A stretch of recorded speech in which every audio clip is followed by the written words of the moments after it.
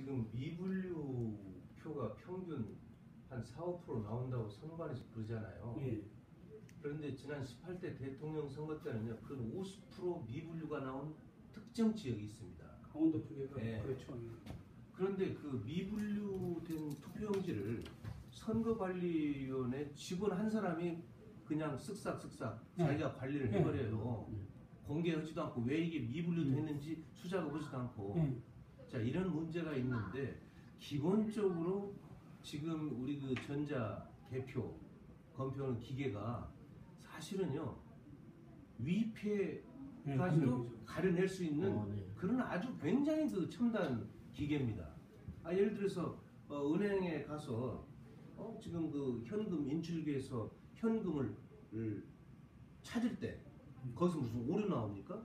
그런 거 아니잖아요. 네, 그리고 위패조차도 다 가려낼 만큼 기계가 정밀한데 이 투표용지 몇 칸 안 되는데 거기 기표해가지고 그것을 미분류 한다는 것은요 있을 수 없는 일이에요. 바로 그러기 때문에 조작했다라고 하는 그것을 선관위에서 입증을 해줘야 돼요. 조작하지 않았다는 것을.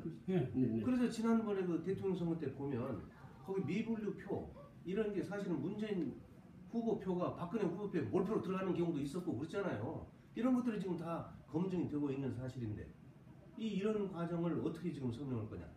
바로 그래서 이 전자 기계는 절대 사용하면 안 되고 개표소에 수개표를 해야 되는데 여기에는요 비용이 추가로 드는 게 아니라 비용이 절감되죠.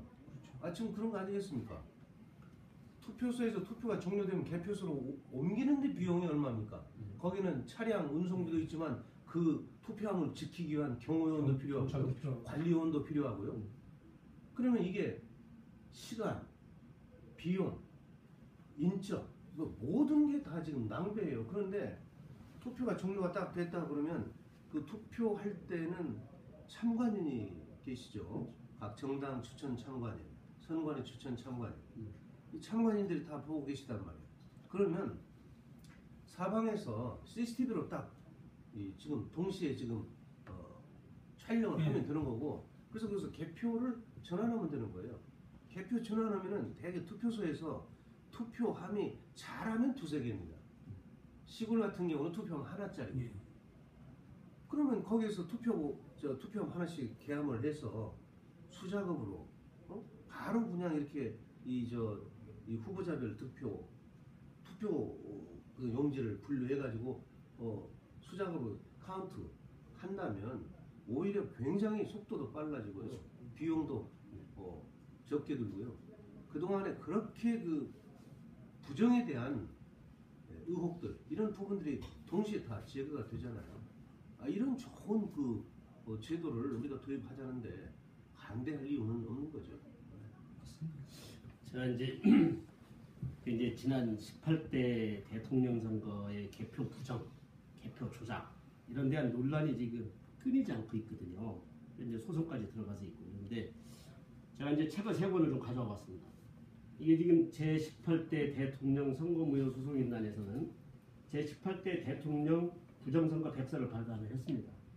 이 표지를 보면 이미 12월 18일 개표 결과 조작이 선관위 전산 서버에 돼 있었다.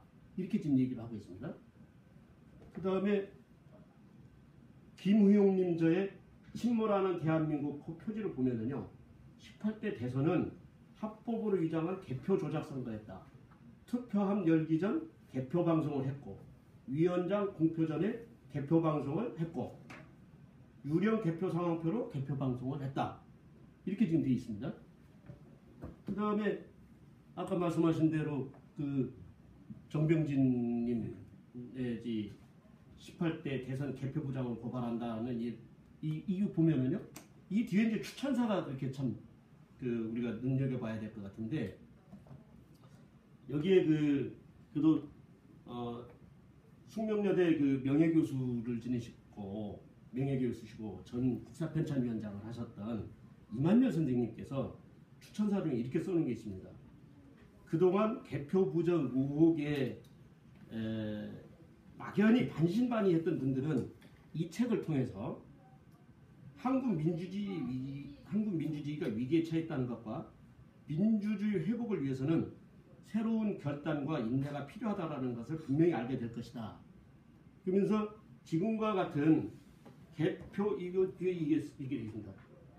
지금과 같은 개표 의혹 문제를 덮어버린다면 다음 선거 때 내가 던진 한 표가 다시 도둑맞지 않게 된다는 보장이 없다.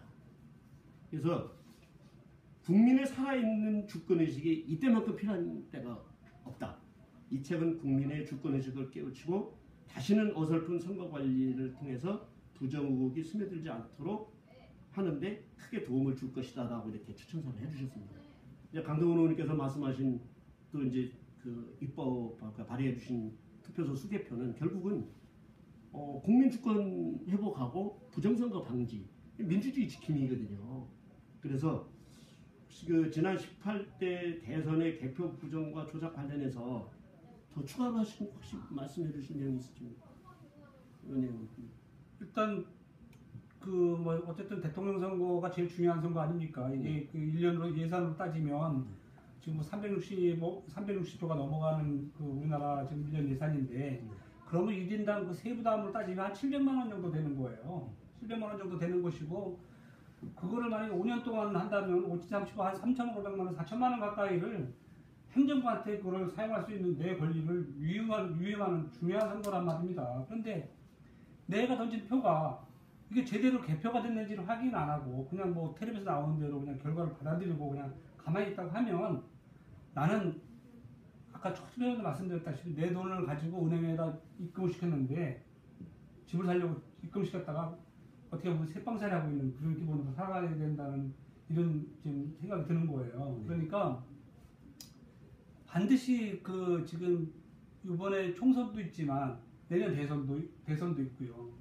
이게 뭐 그 민주주의라는 게 선거를 통해 가지고 이게 확립되는 이게 그 정통성이 확립이 되는데 이 개표가 흔들려져 버리면 그건 의미가 없는 거예요. 그 국회의원들이 입법행 절차도 그것도 문제가 되는 것이고 행정부 대통령 선거도 문제가 되는 것이니까 반드시 이걸 좀 그 여야를 떠나서 좀 우리나라 국민을 살리는 길을 생각해 주셔가지고 우리 저기 강동원 의원님께서 꼭 좀 힘을 내셔가지고 입법 처리되시기를 진짜 바라는 마음입니다. 강동원 의원님 네, 부탁드릴 국민한 사람으로서 지금 부탁을 좀 드려야 될 그 마음입니다. 그렇게 말씀하시니까 제가 답을 드리는데요.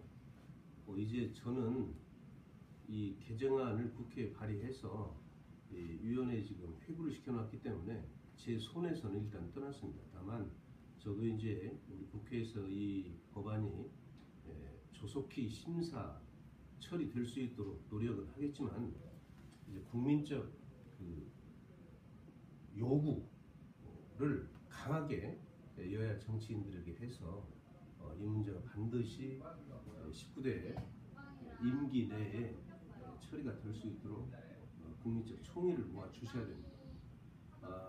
지금 이 운동을 하시는 운동가 선생님들도 계시지만 좀 더 외연을 확대해서 우리 국회 지금 행안위원회의 그